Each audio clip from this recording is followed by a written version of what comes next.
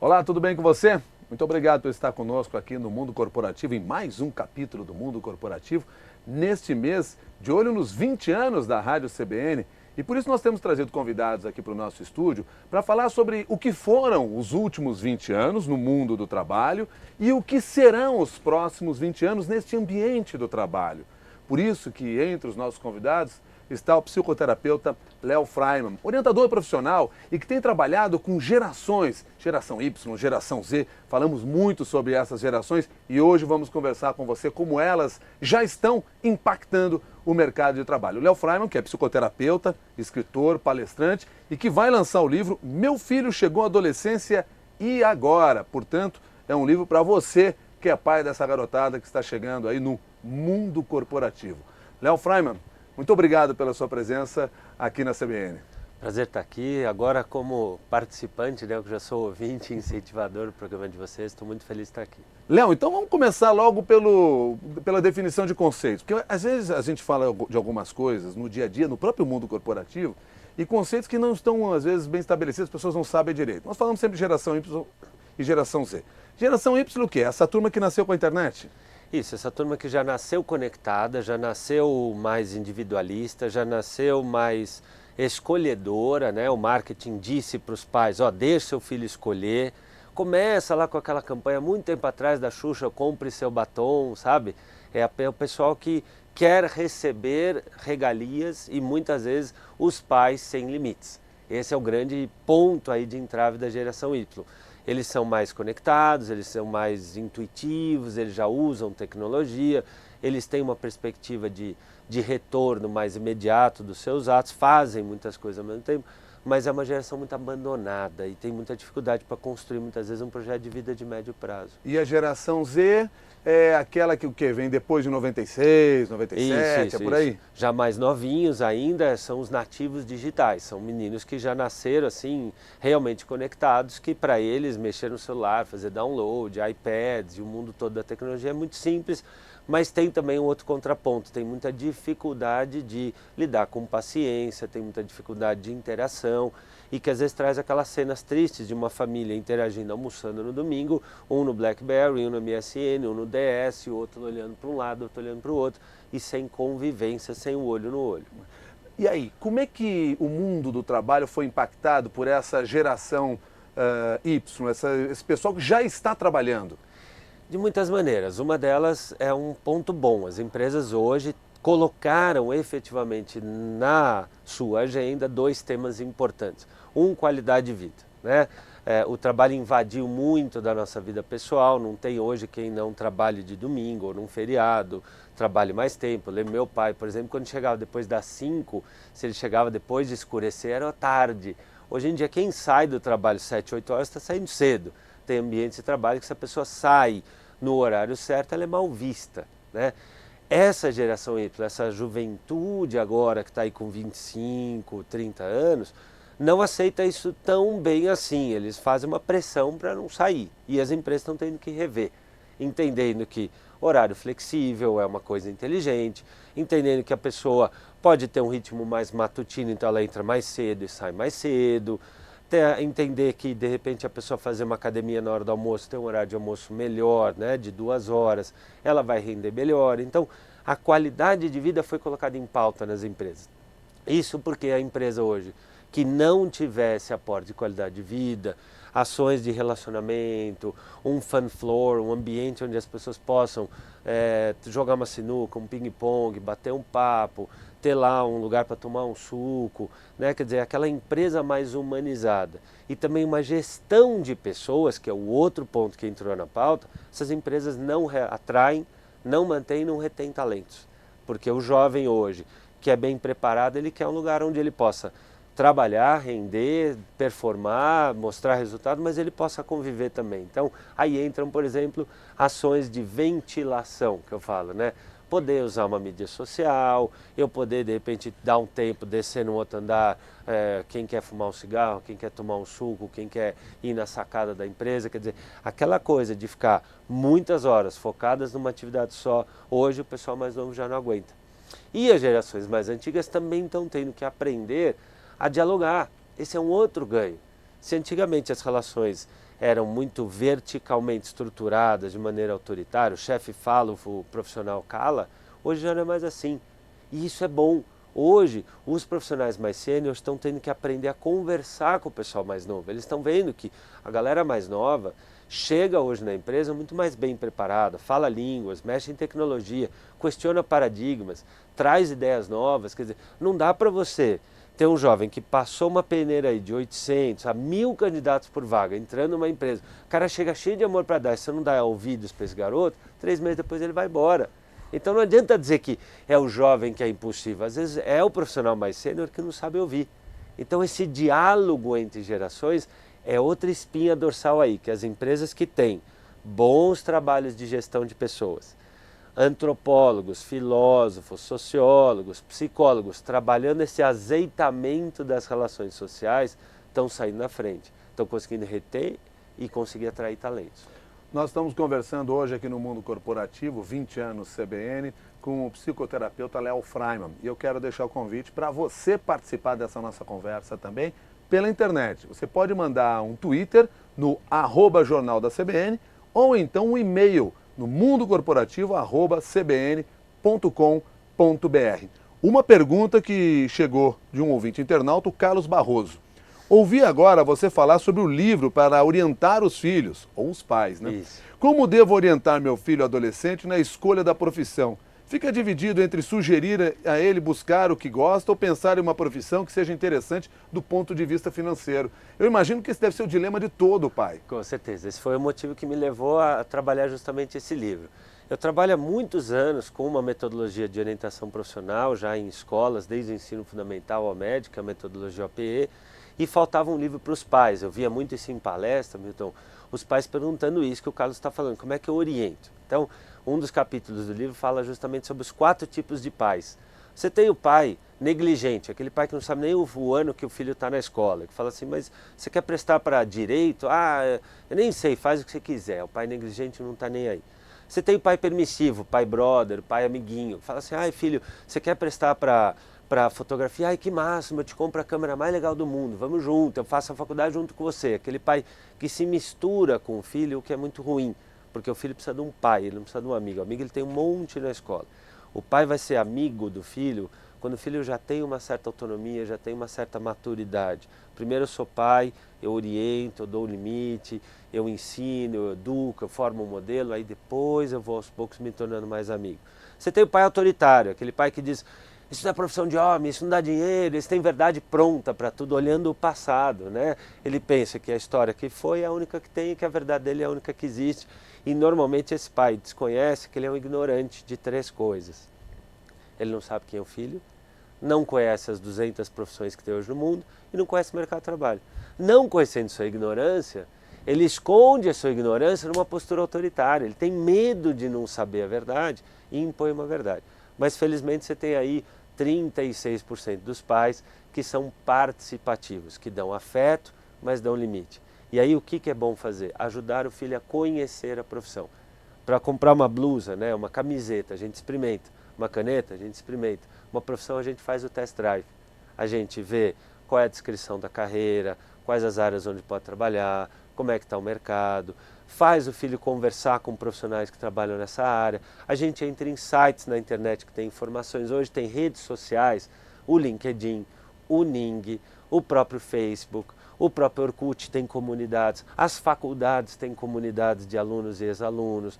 Visitar ambientes de trabalho, olha, se eu sou, por exemplo, sou psicólogo, eu tenho um amigo que é médico, meu filho quer prestar medicina, é conversar com meu amigo, escuta, meu filho pode passar aí uma semana conversando, vendo, ele põe um jaleco, ele fica observando os teus atendimentos, porque na medida em que eu convivo naquele ambiente, que eu assisto uma aula, hoje todas as faculdades aceitam, elas até às vezes mandam ônibus para as escolas, para os alunos visitarem, quer dizer, assistir aulas, visitar ambientes de trabalho, entrar na internet, comprar livros e revistas. Hoje você vai numa livraria grande, às vezes o aluno fala assim, eu vou prestar para arquitetura, compra lá uma revista ligada à arquitetura, eu quero prestar para design, para fotografia, para chefe de cozinha. Filho, então vamos fazer o seguinte, durante uma semana, você vai fazer para a gente as receitas, quando tiver uma festa você ajuda a organizar. Quer dizer, é entrar em contato com a realidade para nem deixar o filho largado, do tipo escolha, e nem querer resolver para o filho com respostas prontas, do tipo, dá dinheiro, isso é profissão de homem,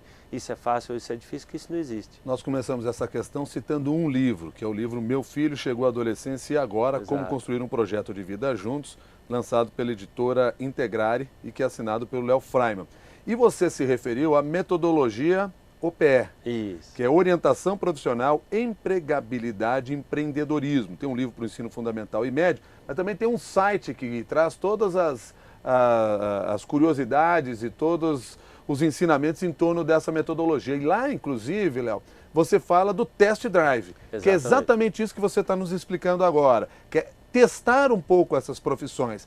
Agora, ainda se testa muito a profissão chegando ao mercado de trabalho e se frustrando com o mercado de trabalho.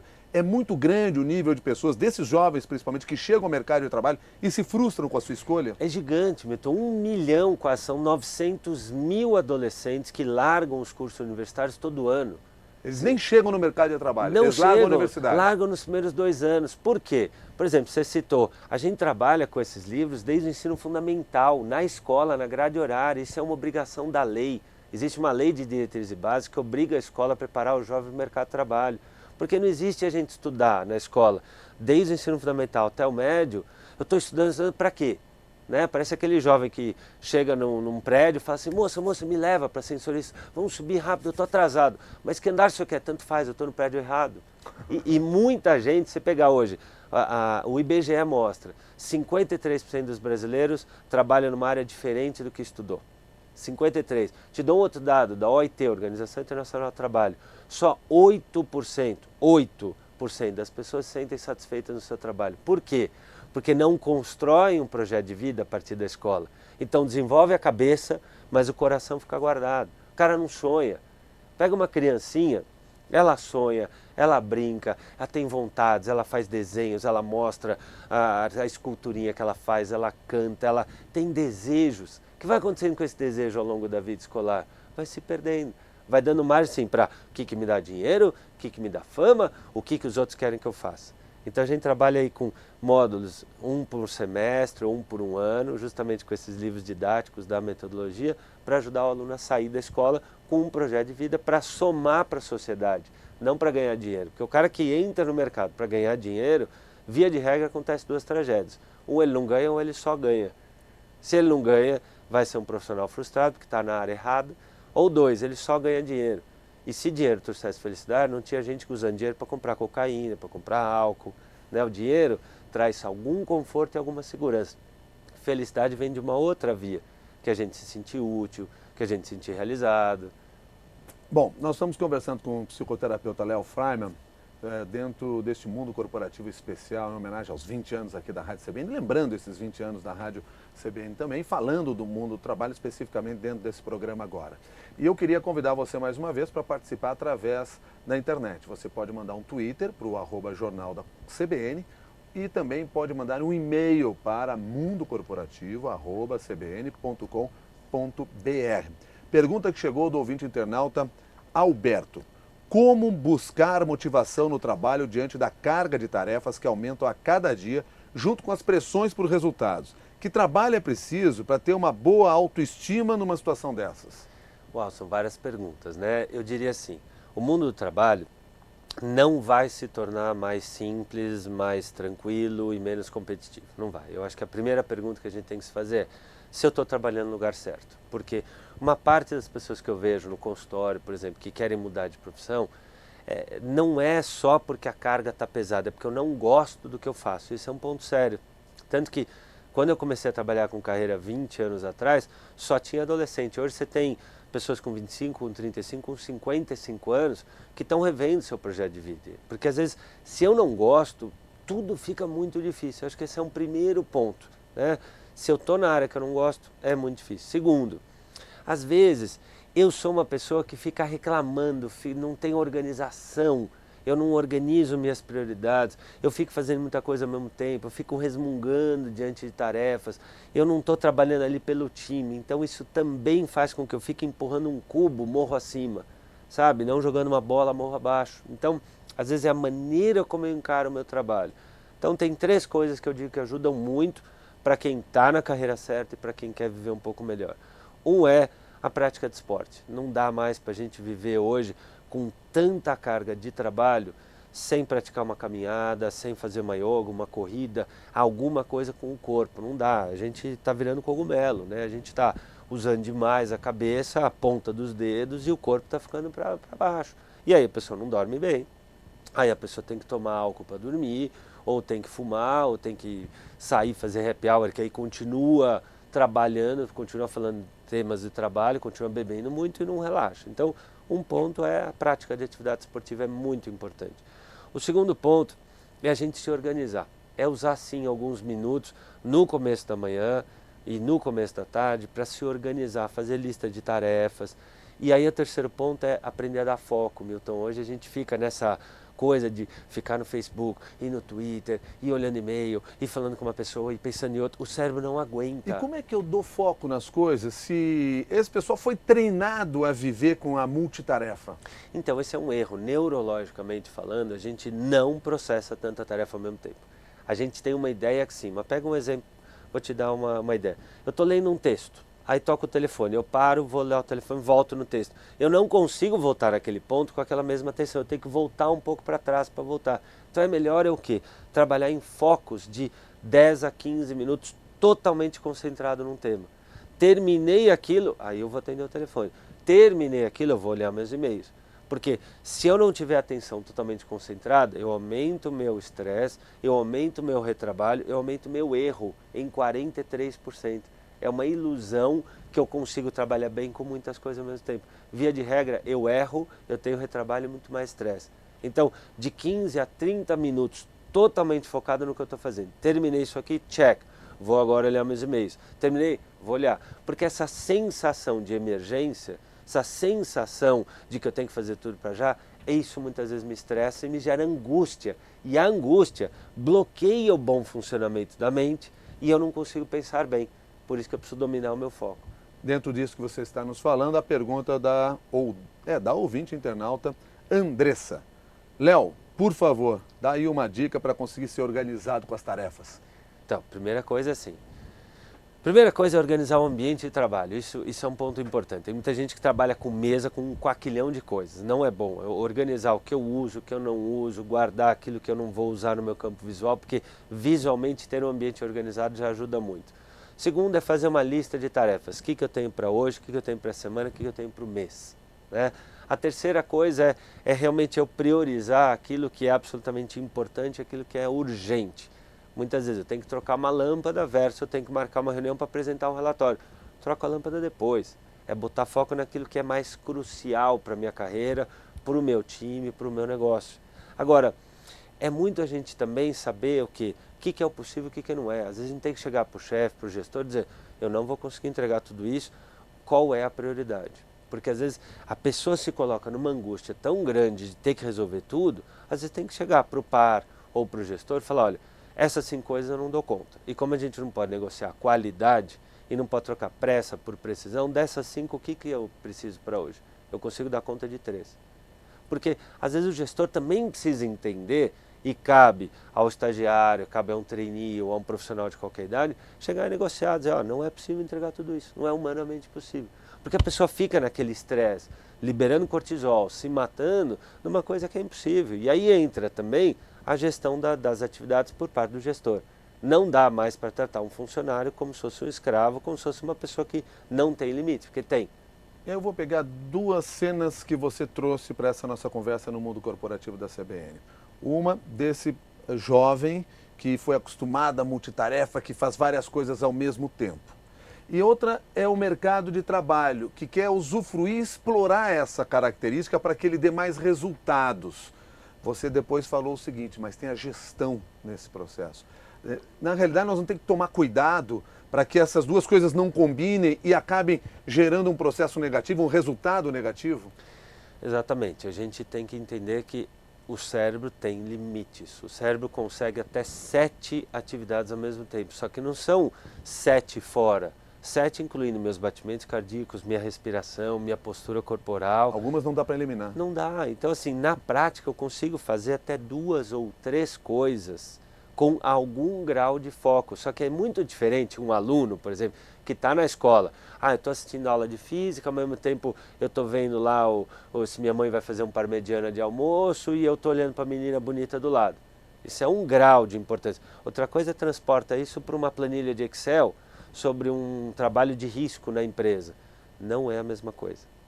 A gente tem um rendimento melhor, isso tem N estudos científicos, quando a gente dá mais foco, porque eu construo mais conexões cerebrais.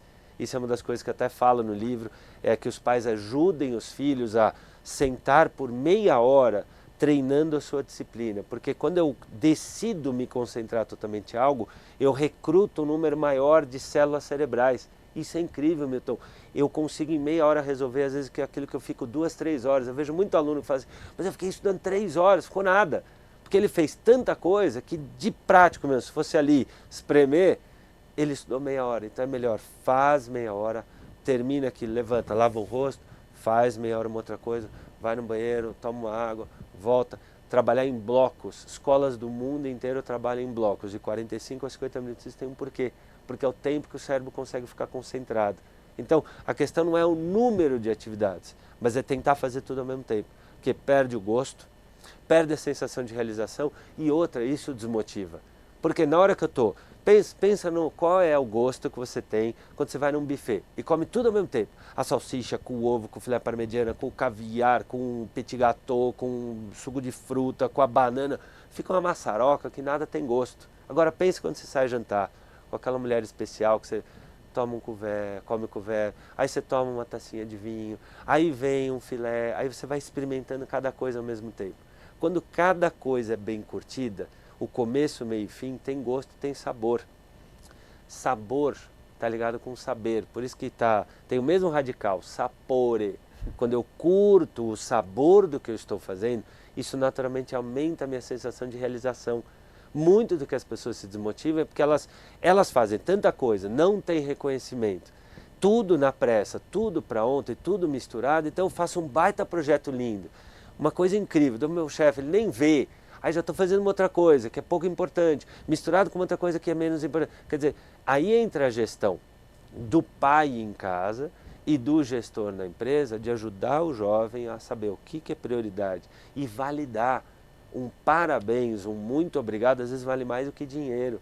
E o gestor tem que saber que são pessoas que estão trabalhando. Não é uma máquina que você aperta 15 coisas, mesmo o computador. Tenta abrir 15 programas ao mesmo tempo. O que ele vai fazer?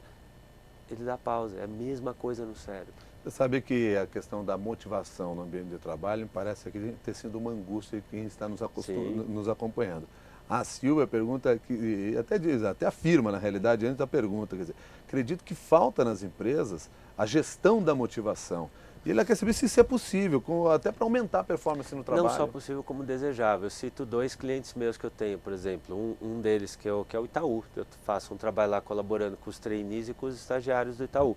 E lá eles têm um programa da área de pessoas justamente voltado a isso. Por meio de textos, testes, filmes, todo um programa de educação corporativa, mais reuniões de coach, para ajudar essas pessoas a trocarem ideias, a compartilharem soluções, a poderem desabafar sobre suas questões. Quer dizer, eu tenho um outro cliente importante que é o escritório Matos Filho Advogados. Lá a gente tem todo um portal de educação corporativa para ajudar as pessoas a compartilharem soluções, a buscarem conhecimento. Quer dizer, são empresas que estão aí saindo na frente, ajudando seus colaboradores a se perceberem como pessoas, a compartilharem um ambiente de trabalho bom, porque clima é tudo, Milton. Clima é tudo. Por que às vezes um time do interior, sem verba, vai lá e ganha um campeonato? É clima, é entrosamento. Né? Quando a gente fala de uma empresa, a gente está falando de um monte de pessoas que vão se alinhando. E empresas onde as pessoas são tratadas como gente, elas produzem melhor, ironicamente. E o que é gente? Gastar energia na tentativa de envolver. Isso é ser gente. Então, quando o gestor gasta energia na tentativa de envolver seus colaboradores, as pessoas se sentem vistas. Quando eu me sinto visto, pensa, o ser humano é muito carente. Quando alguém te olha, te nota, nossa, estou bem. Né? Puxa, você me viu, né? Uau, você ouviu o que eu falei. As pessoas são muito carentes. A gente precisa de contato, a gente precisa de afeto, a gente precisa de um obrigado, de um parabéns, de um bom dia, de um como vai. Então são ações às vezes tão simples que se você olhar na Bolsa de Valores, olha as ações das empresas que mais têm crescido. As empresas que têm ações sustentáveis. Mas não só sustentáveis do ponto de vista do ambiente externo, risco ambiental, mas sustentáveis na transparência, na governança, na área de gestão de pessoas. Quer dizer, hoje em dia, essa área chamada gestão de pessoas, que é foco de trabalho do psicólogo, do administrador, do pedagogo, do antropólogo e do filósofo, dos profissionais que fazem a gestão entre pessoas, essas áreas saem na frente. Agora, isso não pode ser uma visão oportunista. Então legal, vou servir um cafezinho melhor. Não é, é um todo. É entender que as pessoas têm limites, é entender que as pessoas têm necessidades, entender que às vezes uma mãe que vai visitar um filho na escola é importante para aquela mulher. Então não precisa ficar, então vou dar 1 hora porque ela saiu 1 hora para reunião. Deixa essa mulher em paz. Isso tem pesquisas enormes já no mundo inteiro mostrando. As mulheres produzem muito melhor quando elas têm apoio para cuidar dos seus filhos, quando elas podem cuidar da sua saúde. A mulher, ela cuida de toda a malha social e a empresa, quando entende isso, ela tem o coração da mulher. Quando tem o coração da mulher, a mulher rende muito mais. Léo, calcula-se atualmente que nós temos aí pouco mais de 21 milhões de pessoas fazendo alguma ação de empreendedorismo. No Brasil, historicamente, o empreendedorismo surgiu como uma necessidade, depois a gente viu, hoje já tem as pessoas se preparando para realmente serem empreendedores. Isso. O empreendedorismo começa na escola? O empreendedorismo começa na casa. Na casa. Eu lembro, por exemplo, eu via meu pai, quando eu queria comprar uma bola de futebol, eu tinha que trazer 5 cartões de visita de 5 lojas diferentes da Augusta, fazendo pesquisa de preço. Aí que entra.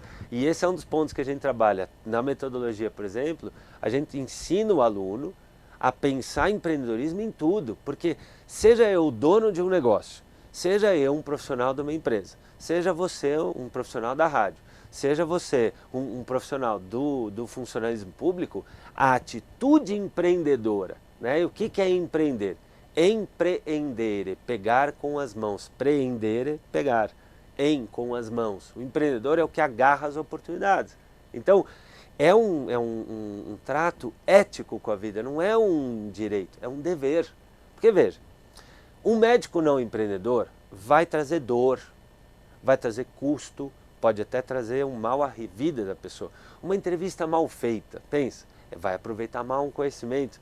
Uma foto mal batida, uma comida mal lavada, uma aula mal dada. Então, aquele ato que não é empreendedor maltrata o cliente, maltrata o profissional, maltrata o público. Por isso que a gente fala, é um traço ético ser empreendedor. Se eu não sou empreendedor, eu atrapalho o outro, eu maltrato o mundo.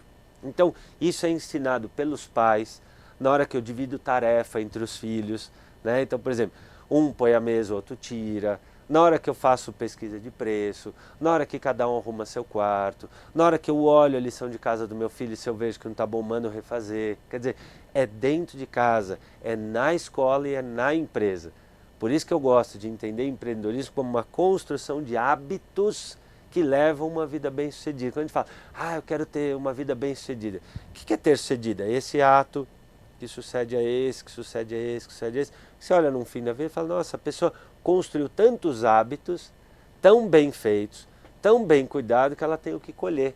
Ela deixou alguma coisa para o mundo, né? A gente olhou aí o Steve Jobs, né, que partiu dessa, voltou lá para a casa do pai em cima.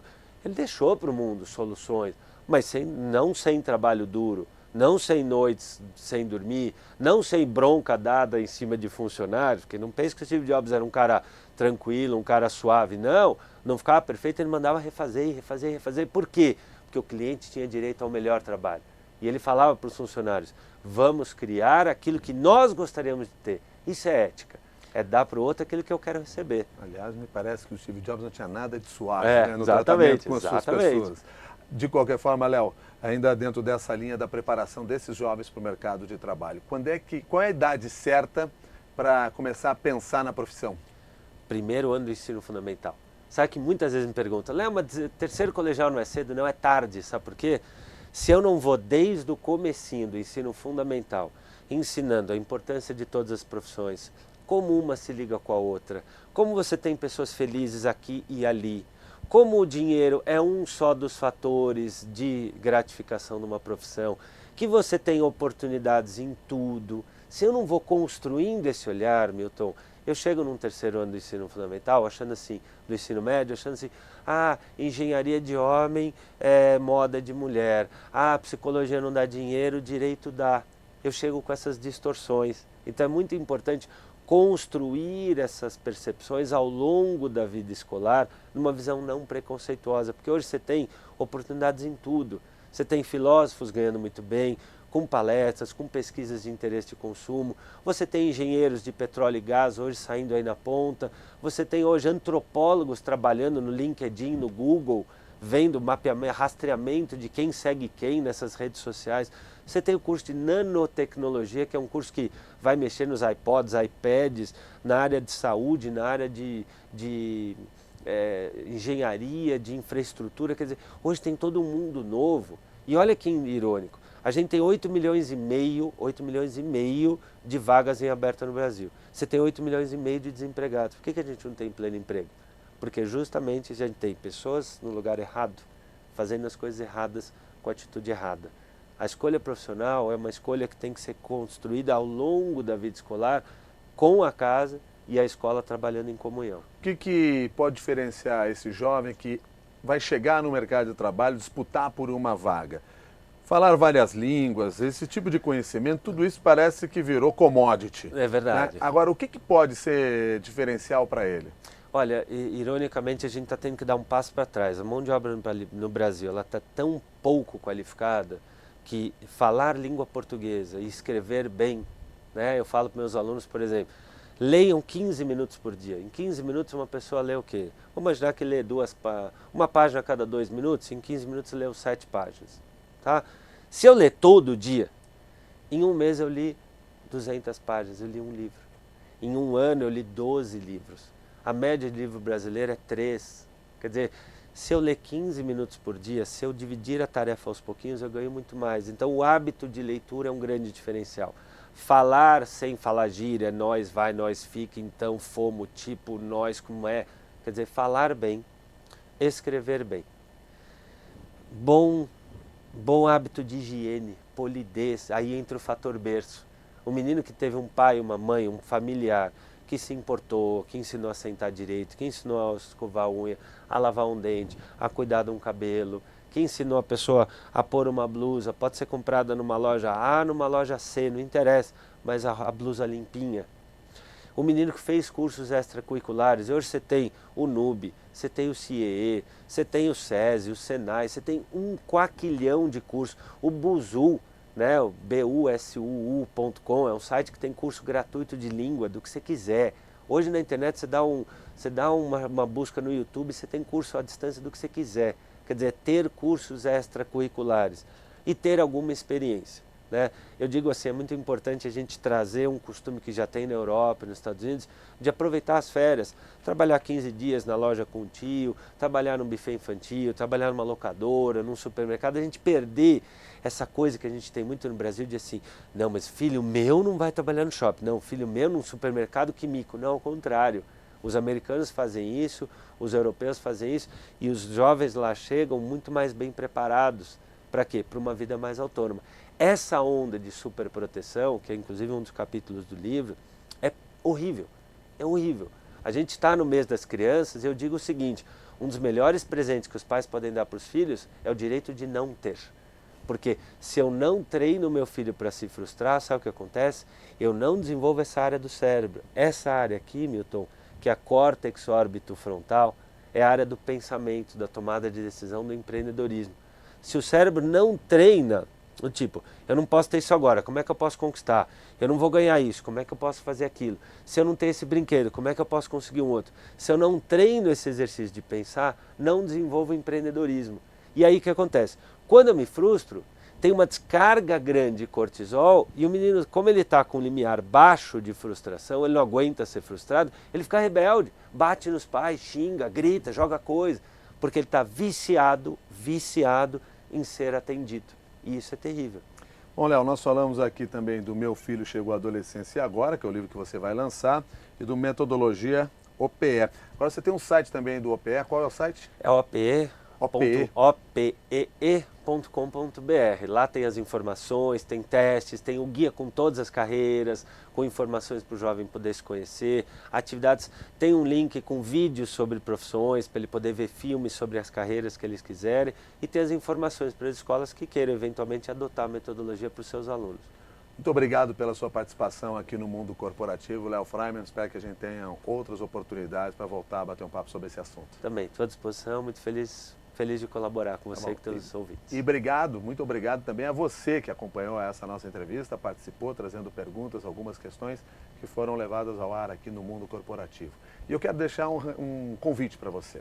Porque na outra quarta-feira, próxima quarta-feira é feriado, dia 12, na quarta-feira do dia 19, nós teremos aqui também no Mundo Corporativo um dos titulares desse espaço, o Max Geringer, que você ouve toda segunda a sexta no Jornal da CBN, estará conosco ao vivo também, respondendo as suas perguntas. Portanto, participe também na outra quarta-feira, dia 19, 11 horas da manhã, deste Mundo Corporativo na CBN. Muito obrigado e até mais.